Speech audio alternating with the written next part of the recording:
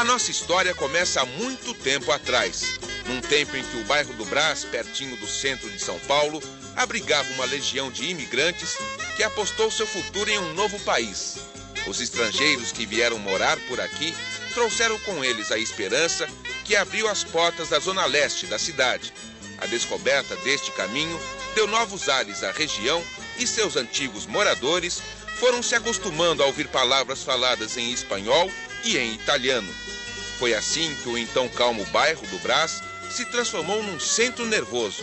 Os imigrantes ajudaram na industrialização e esparramaram pequenos comércios pelas ruas.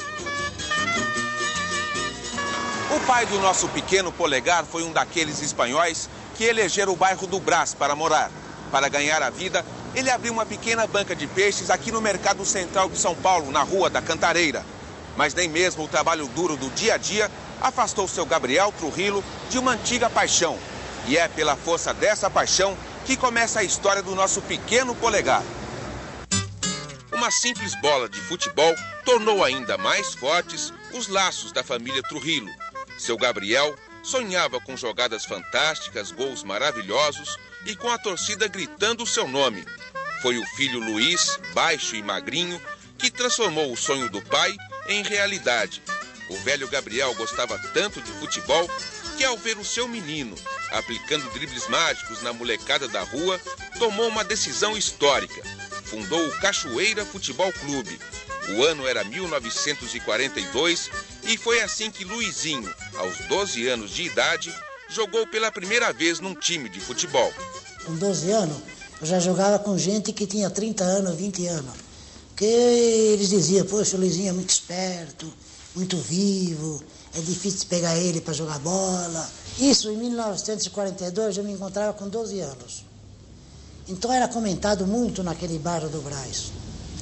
Então existia outro bairro no Brás, chamado-se Maria Zélia, que hoje existe até hoje, que é um clube que tem até um NPS muito grande lá dentro. E esse clube tinha um clube chamado Maria Zélia e que tinha infantil e juvenil. Então existia um senhor chamado Dante Pietrobon, como treinador do infantil e juvenil.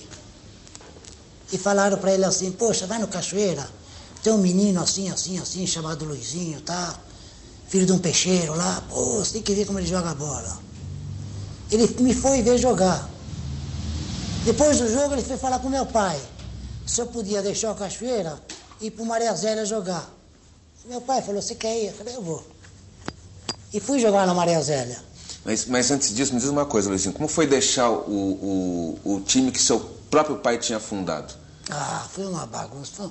E eles não me perdoaram aquele dia. Ficaram com uma raiva de mim. Ficaram com uma raiva de mim. Ficaram com uma raiva de mim. Mas o sujeito que me levou para jogar para lá disse, olha, eu tenho ideia de que eu vou levar seu filho para lá, depois eu vou melhorar a vida do seu filho. Eu vou ter um convite para ser treinador de infantil do Corinthians. E meu pai contava isso para os diretores numa Cachoeira e para os amigos, eles não acreditavam. Eu fui para lá. E como de fato foi verdade. Joguei lá uns par de meses lá. Então esse no Maria Zélia. No Maria Zélia. Esse senhor aí, esse Dante Pietrobon, que é irmão do Valucci que jogou comigo no misto do Corinthians. Anacleto Pietrobon jogou. Ele falou, olha, eu fui convidado para treinar o infantil do Corinthians em 1943. Eu vou levar todos vocês para lá. Todos vocês quem? Seria eu, naquela época minha, que depois que eu conheci no Maria Zélia, jogava eu, jogava o Cabeção, jogava o Roberto Belangelo, jogava outros jogadores. Eu falei, nós vamos para lá, é claro. O início de Luizinho no Corinthians foi fulminante. Em seu primeiro ano no Parque São Jorge, ele já foi campeão. Em 1943, o título de um campeonato interno marcou o começo de uma carreira vitoriosa. Campeão infantil, juvenil e amador, Luizinho estava mesmo destinado a ser um dos maiores ídolos do Corinthians.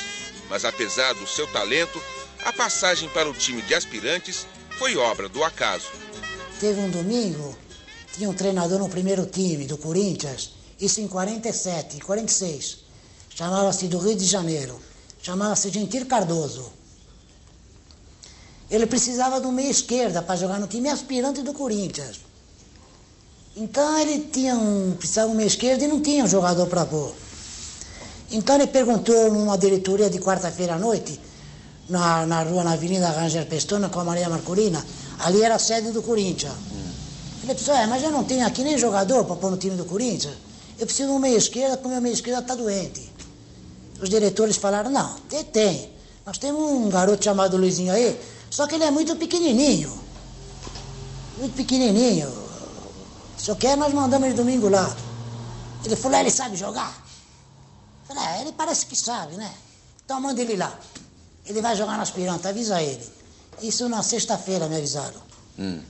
Eu fiquei assim, você vai lá, que o Gentili vai te pôr pra jogar e tal, e coisa. O que você sentiu, Luiz?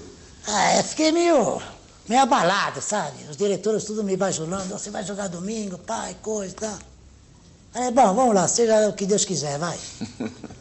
Meu pai e minha mãe me incentivaram, não, vai, tudo. Vou ir pra lá. Eu cheguei lá, era 1h no Pacaembu. Isso foi no Pacaembu. O Corinthians jogava o primeiro time com a Portuguesa Santista e o aspirante jogava o Portuguesa Santista. Ele me viu lá, ele falou, você é o Luizinho? Troca de roupa aí então, vai. Ele me perguntou nem nada. Ele me olhou. Gentili Cardoso. Bom, eu quando eu vi o estádio assim, eu entrei em campo e vi aquele estádiozão. Isso era mais ou menos, era 1h30 da tarde, jogava 1h naquela época. Eu vi aquele estádio e vi tanta gente na geral, eu fiquei meio abalado, sabe? E conclusão, começou o jogo e tal, e aquele jogo nós ganhamos de 9-1. Então, me começaram a ver com outros olhos, entende? Outras vistas. Eu acabei com o jogo, modéstia à parte. Eu sabia jogar. O que você aprontou nesse jogo? O que eu aprontei? Nem imagino, nem calculo o que tinha aprontado. Então, lá nas gerais já começaram. No dia seguinte, o jornal já deu um trechinho pequeno. O Corinthians lançou um garoto assim, assim. Outro jornal, o Corinthians lançou um garoto assim, assim, tal, e coisa e tal. E aí não me mandaram voltar mais para o juvenil. Para o infantil. Infantil e juvenil. Falei, você não vai voltar mais. Você vai vir começar às terça-feiras a treinar aqui. Eu já era muito pequenininho. Então eu já comecei a conhecer o Bode, o Peliciari, o Servilho, o Milani, essa turma, o Hércules, com essa idade. Já vi Domingos da Guia na minha frente, entende? Domingos da Guia, eles estavam acabando, eles estavam com a idade já avançada, entende? Servilho, e eu falava, puxa vida, mas eu estou no meio desses caras aí. Então eu já treinava com eles no juvenil, no aspirante. Bom, para encurtar um pouco a história, eu nunca mais voltei para o juvenil. Então nós somos campeão 46, 47 e 48. Em 49, quando decidiu o 4º título, então existia um treinador chamado Dr. Joreca. Então, quando ia jogar no domingo, na sexta-feira, que eu ia decidir o título com o São Paulo, um jogador chamado Rui ficou doente. O Joreca falou, não pode, não tem o Rui, não pode jogar, nós temos que subir o Luizinho. Mas ele vai disputar o título e tal, e coisa, nós vamos ser campeão com ele. Ele falou, não, ele tem que jogar no primeiro time. Aonde eu deixei de jogar no aspirante e joguei no primeiro time. Então foi a última vez e a primeira vez que eu me encontrei com um jogador de bola famoso. Nunca mais joguei com um jogador de bola famoso. Leônidas da Silva. Jogava Corinthians e São Paulo. Naquele jogo eu fiz 2 gols. Mas ele era tão bom, que ele fez 3.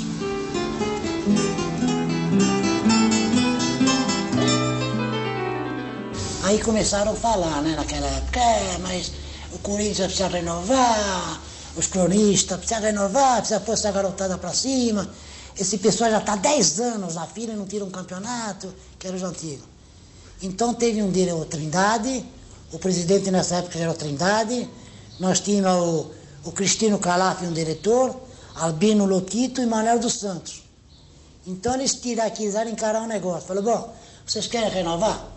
Então nós vamos trazer o Luizinho, o Colombo, o Roberto, o Cabeção, o Idário, toda essa turma pra cima. A turma da Maria Zélia. O Roberto, o Cabeção, o Idário, toda essa turma pra cima. A turma da Maria Zélia. A turma da Maria Zélia. Tá bom, vocês podem fazer isso. Vocês têm peito? Tem, então vamos fazer isso. Isso em 1950. E o que aconteceu? No Rio São Paulo. A primeira partida nós fomos jogar no Rio de Janeiro, meu amigo. Então jogava Cabeção, Idário, se não me falha a memória, Murilo, Roberto e Belfari. Cláudio, Luizinho, Baltazar. Cláudio, Luizinho, Baltazar, não me recordo quem é o meu esquerdo, e Nercinho.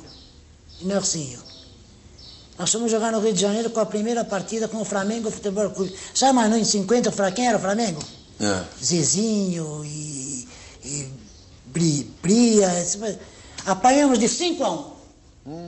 Puta, foi uma busta decepção, rapaz. Falei, pô, é duro jogar na frente desses caras, é? Bom, tem aqueles que diziam, deixa pra lá e tal, vamos pra outra. Como existe até hoje, apanha. Esse cara disse, vamos pra outra, tá sempre apanhando. E vamos pra outra. É, e tá sempre apanhando. Bom, então vamos pra outra. Pegamos São Paulo aqui, Bauru e Noronha. Puxa vida, Bauru e Noronha, imagina você. Cláudio, Luizinho, Baltazar, não sei quem, e que Nelsinho. A gente já entrava em campo com medo, sabe? Rui, Bauru e Noronha, aquela turma lá. Bom, vamos para São Paulo, vamos. Pegamos um São Paulo numa noite meio desagradável, metemos 3-1. Aí no domingo pegamos o Palmeiras, metemos 3-1. Bom, conclusão. Último jogo de campeonato de 1950, até tá a taça lá, aquela é a taça de 1950. Corinthians e Vasco. Gente até nas Marquises. Pacaembu? Pacaembu. 6 horas da manhã, eu tava com medo. 6 horas da manhã, você abriu o portão? Já tinha gente lá embaixo com marmita. Eu olhava pelos janelas assim, tinha gente lá jogando baralho e tal, pra ver o jogo. Tinha gente lá. Foi o primeiro título que eu tirei. Ganhamos 2-1. Gol de penalidade de Cláudio e do gol de cabeça de Baltazar. Aí começou minha carreira. Se 1950 tinha sido um bom ano para Luizinho, o ano seguinte foi melhor ainda. Ao lado de Cláudio, Baltazar, Carbone e Mário, ele formou um ataque infernal. Em 51, o Corinthians marcou 103 gols e venceu o Campeonato Paulista depois de 10 anos. Foi por essa época que surgiu a mais famosa ala direita da história do clube. Cláudio e Luizinho se deram tão bem dentro de campo que até inventaram uma jogada que tirava o sono dos adversários. Quem inventou a tabelinha? Isso em 1950 já. Cláudio e Luizinho. Eles diziam Pelé e Coutinho. Não. Essa tabelinha vem de Cláudio e Luizinho desde 1950. Não foi Pelé e Coutinho. Eles aperfeiçoaram pelo meio de campo. Eles faziam a tabela pelo meio de campo. Coutinho e Pelé. Eu já fiz em 1950 e dava chapéu em 1950 com o Cláudio na ponta. Esse negócio de chapéu, que eu vejo falar, eu já fazia isso aí. E outros jogadores faziam já em 50, meu amigo. Já dava chapéu, já jogava no meio das canetas, aqueles jogos, no meio das pernas. E essa tabelinha famosa entre Cláudio e Luizinho, vocês treinavam isso ou saía na hora do jogo? Não, saía na hora do jogo. Ele quando eu recebia, percebia e ia lá. Eu quando eu recebia na ponta, ele vinha também e a gente fazia. É tudo momento, futebol é tudo momento. Ninguém faz criando o que vai acontecer. Tudo momento. Eu acho que é tudo momento. E na tabelinha vocês iam chegando até o gol de até dentro do gol. Dentro do gol. Aí dava o Baltazar só colocava de cabeça lá. Como eu vi o Luiz jogar com o Colombo, que eles já faziam a tabela entre eles, naquela época se jogava numa marcação mais de homem a homem. E quando eu conseguia pegar a bola mais ou menos atrás, eu ia para cima do meu marcador e dava a bola do lado para a perna esquerda do Luiz, porque ele é canhoto. E ele livrava os dois, o meu marcador e o dele, e punha a bola na frente, quando eu ia direto para gol para chamar o marcador aqui do Baltazar, do Carbone ou do outro jogador que estava jogando. Mas ele fazia aquilo num espaço muito pequeno de campo. Tanto que uma vez, contra a Portuguesa de Esportes, eu fiz a tabela porque a tabela dele tinha que ser sempre para alguém.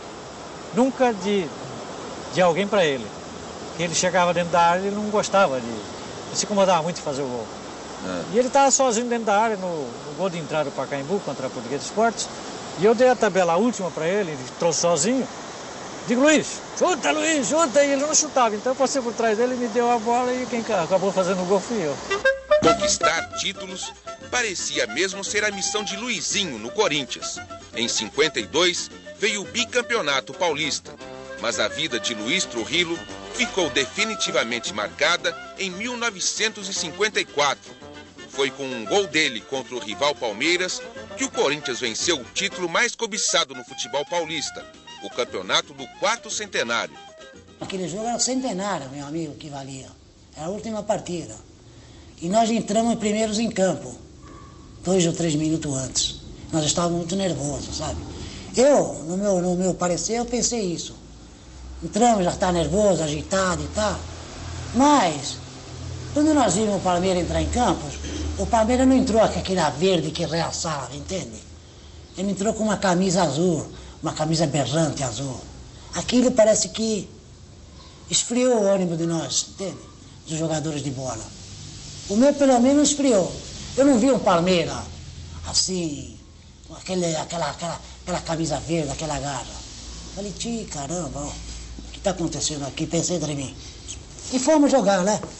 Vamos jogar e aconteceu aquilo que aconteceu. Eu fiz o gol de cabeça. Nós empatamos com o Palmeiras 1-1. Em 54, você é campeão paulista, o maior ídolo da torcida corintiana, o povo aqui em São Paulo te adorava. Por que você não foi para a Copa Mundial de 54? Você sabe perfeitamente que sempre vai existir e sempre existirá a política. Foi um jogador chamado Moacir, do Flamengo, no meu lugar. Mas naquela época o futebol carioca mandava muito, né? E manda até hoje, sabe? Ali é fogo, ali é fogo. Você ficou magoado, Luizinho? Você fica magoado, não vou dizer que não fica, não, é claro que fica. Porque é uma coisa que você vai defender teu país, né? Você faz trabalho para aquilo, para que quando chega uma seleção paulista, uma seleção carioca, você seja convidado para participar. Eu fui campeão, eu sou tricampeão paulista. Você vai lá na Brigadeiro Luiz Antônio, aquelas placonas lá, também os nomes lá. Eu passando a dar risada. Eu olho, meu nome está aí. Naquela década de 50, o Corinthians dominou o Campeonato Paulista. Por que vocês perderam o título em 57? Bem, aquele campeonato de 57, as equipes já eram fortes naquela época, sabe? Corinthians, Palmeiras, São Paulo, o próprio Santos, entende? Já era forte. Mas acontece que eu me machuquei naquela partida, entende? Eu me machuquei. Uma das poucas partidas que eu tinha me machucado o tornozelo, entende? Então, fiz tratamento a semana toda e tal. Mas eu não porque eu não tinha jogado, que o Corinthians perdeu o campeonato de 57. Não por causa disso. Como eu podia ganhar também, entende? Mas sempre quebra o estímulo da equipe, né? Isso eu tinha recebido, graças a Deus ele não jogou. Eita, vai, baixinho, fica lá fora do jogo. Você imagina, para um Zizinho falar isso que ele falou, que já era em 57, hein? Que o Zizinho já passou pela Copa de 50 e era um dos maiores jogadores que eu vi na minha vida jogar bola. Para ele falar isso, você imagina o que seria como jogador de bola eu. Você imagina, então. Então, talvez fosse por isso que o Corinthians perdeu aquele campeonato. Mas o São Paulo tinha uma bela equipe. O São Paulo mereceu mesmo. No ano seguinte, em 58, o Brasil se preparava para conquistar o mundo pela primeira vez. E novamente Luizinho foi esquecido pela seleção. Mas a nação corintiana encontrou uma forma de se vingar. Antes de embarcar para a Europa, o Brasil teve que enfrentar o Corinthians num Pacaembu lotado por fanáticos torcedores de Luizinho. o Brasil venceu na Suécia e por aqui, Luizinho continuava a morar no coração de cada corintiano. Afinal, simbolizava tudo aquilo que o torcedor gostava de ver num jogador do time. A torcida do Corinthians não é boba, ela entende de futebol, sabe? Ela sabe quem é craque e quem não é craque, não, meu amigo.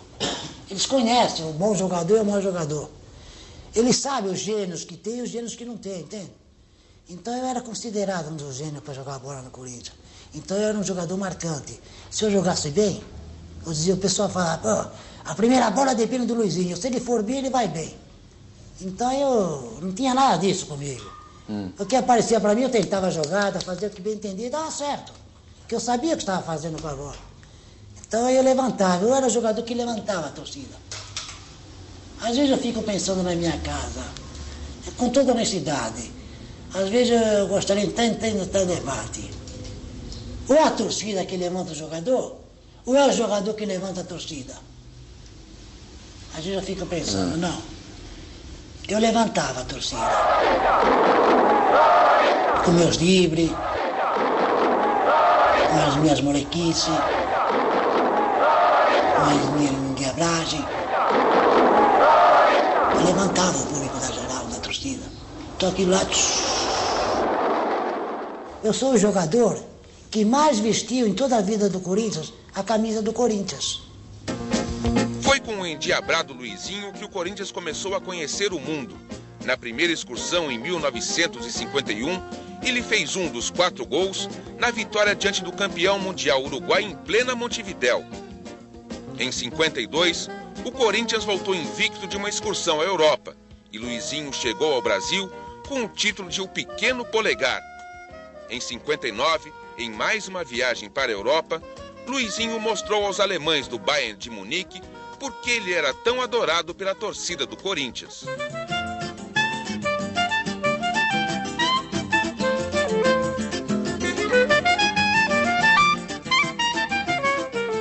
Nos anos 60, as páginas do Livro da Sorte começaram a virar contra o Corinthians.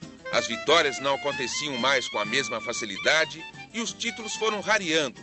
Titular desde 1950, Luizinho perdeu um pouco do prazer e resolveu ir embora.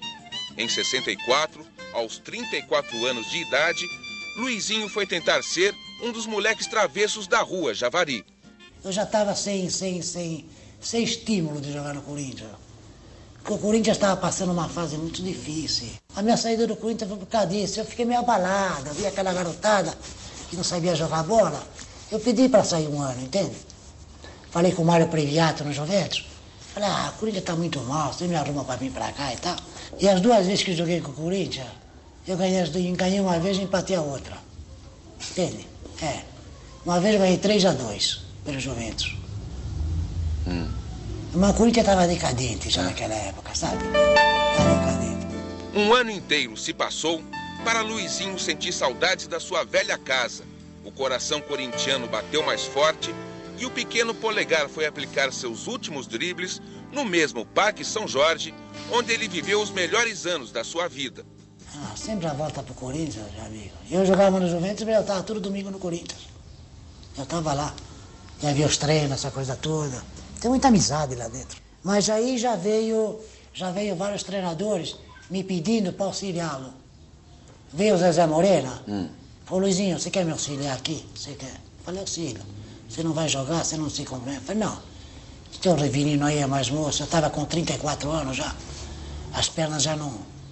Ajuda. Veio o próprio Lula dos Santos. Luizinho, você quer me ajudar aqui e tal e coisa? Falei, ajudo. Então eu comecei a trabalhar com eles, entende? Com o Lula, com o Zezé Moreira, com o Dino Sano, com o Duque. Aí esqueci de jogar. Aí não quis mais voltar a jogar. E o Rivelino, então, entrou no seu lugar, foi o seu sucessor? Em 65 ele começou. 65.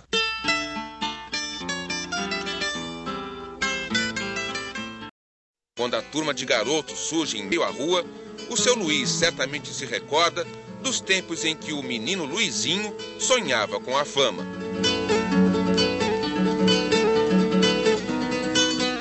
Durante os muitos anos de Corinthians, Luizinho foi o personagem das mais belas histórias. Reunidas, elas dariam um verdadeiro conto de fadas.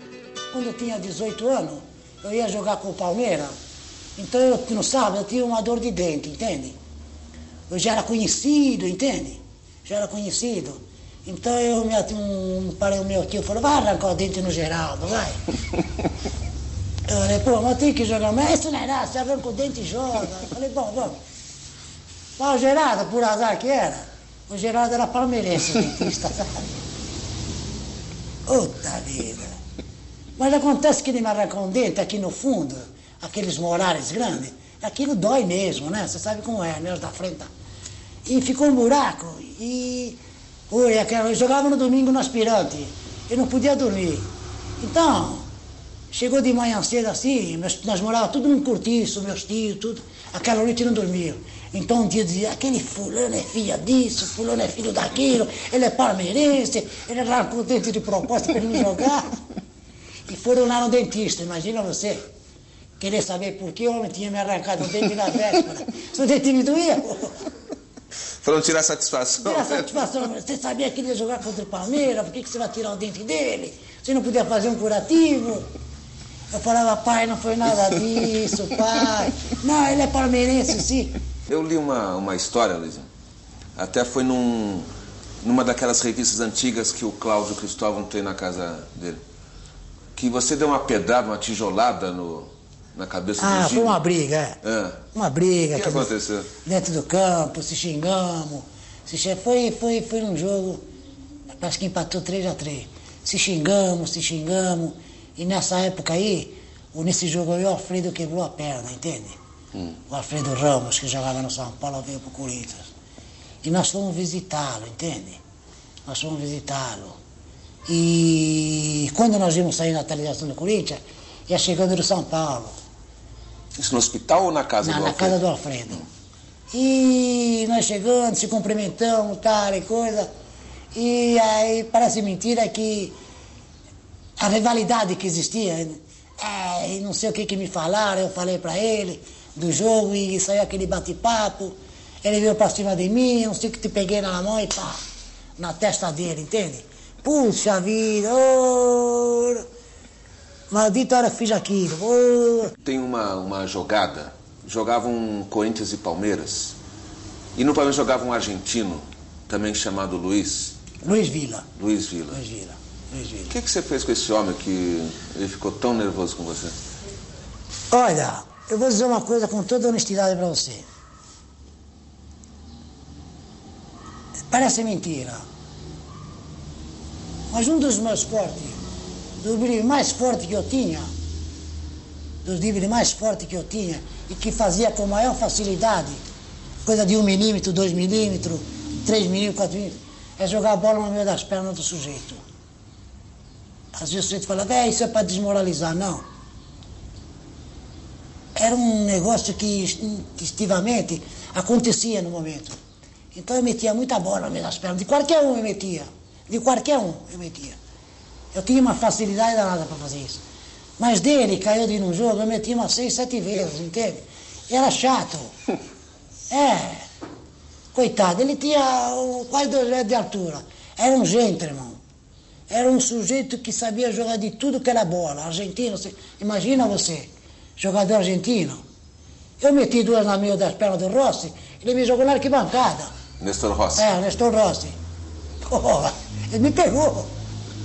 Quer dizer, tinha 2 metros de altura. E esse aí, num jogo, eu meti 5, 6 vezes e nós ganhamos, entende? O jogo. E aquilo, parece que todo mundo via, eu metia a bola no meio das pernas. Eu reportei daquela forma. Você não sentou na bola, então? Não, eu não sentei na bola, não sentei. Não? Não sentei. Você era nervoso? Era. Encrenqueiro? Era também, era muitas vezes expulso, sabe? Eu falava, eu me sobressaía no palavrão, xingava muito, xingava a mãe dos caras. Era tanta verdade, que o meu nome foi falado até na Câmara dos Deputados. Teve um jogo, Corinthians e Palmeiras. Nós estávamos jogando com o Palmeiras. Então, não sei, houve um lance. Isso era o Silvio Luiz, locutor de campo, hoje que é narrador da Rádio Bandeirante. Ele era repórter de campo, né? Repórter de campo.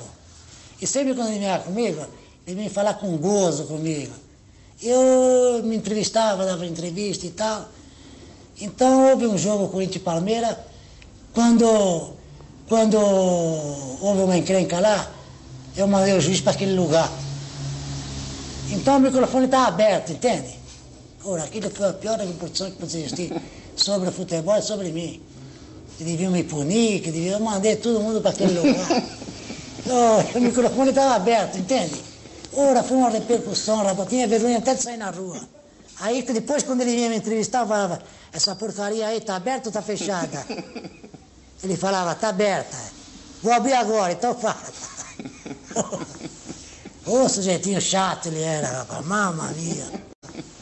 Ô, sujeitinho chato ele era, rapaz, mamma mia. Ele foi expulso, se não me engano, pelo árbitro Antônio Musitano, num clássico. E eu corri para entrevistar para saber por que ele tinha sido expulso.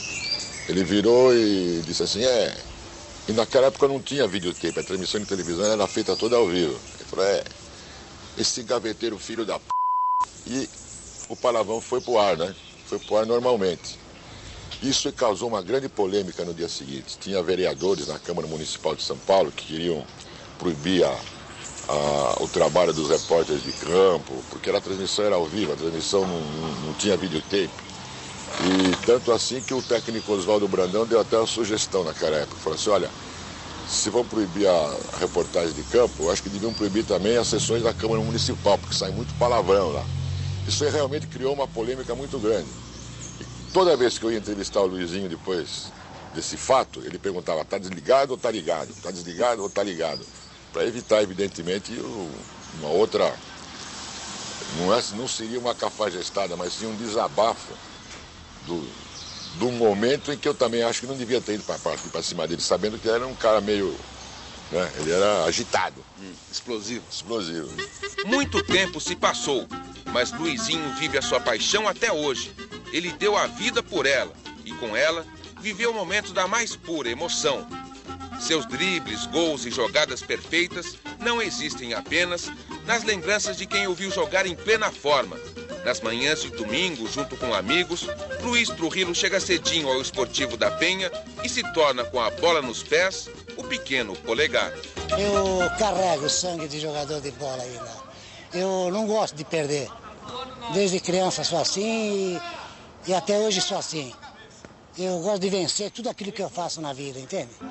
Em sua casa, Luizinho vai se recordando de troféu em troféu de seus tempos de jogador, enriquecidos com suor, talento e muita emoção.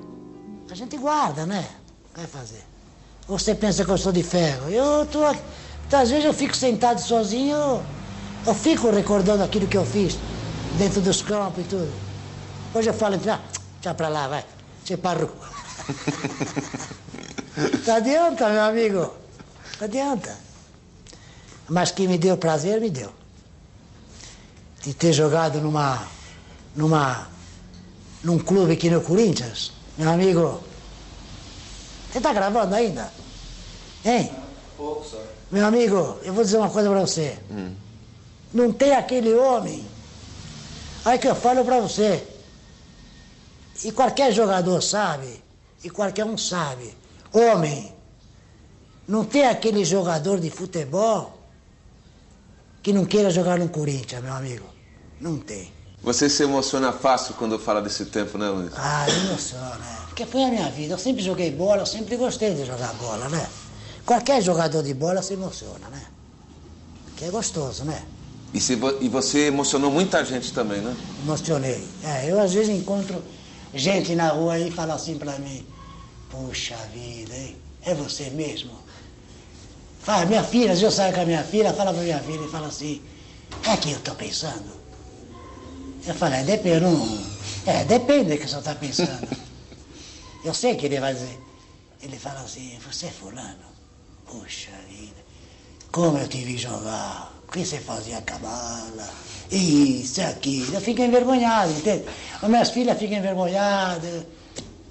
Olha, você quer saber de uma coisa? Eu vou contar casos aqui para você. Eu fui tão grande no Corinthians, que quando eu ia para a cidade, eu tinha que alugar um táxi para trazer os presentes que eu ganhava. Eu ganhava capa, eu ganhava guarda-chuva, eu ganhava sapato, eu ganhava roupa para minha mulher, eu ganhava de tudo. Ia passear pelo centro da cidade? Ia fazer negócio, eles me chamavam, Luizinho. E você nem imagina como eles me davam presente, tudo. Mas eu sempre ali, ó. Sempre ali, com minha honestidade. Ele reconheceu que eu fui porque eu ia para campo e mostrava tudo aquilo que eu sabia, o talento que eu tinha. Mostrava. Você deve ter um orgulho tão grande de você, não? Ah, tenho. Isso ninguém me tira, pode me tirar tudo. Mas que eu tenha orgulho de que eu fiz pelo Corinthians, eu tenho.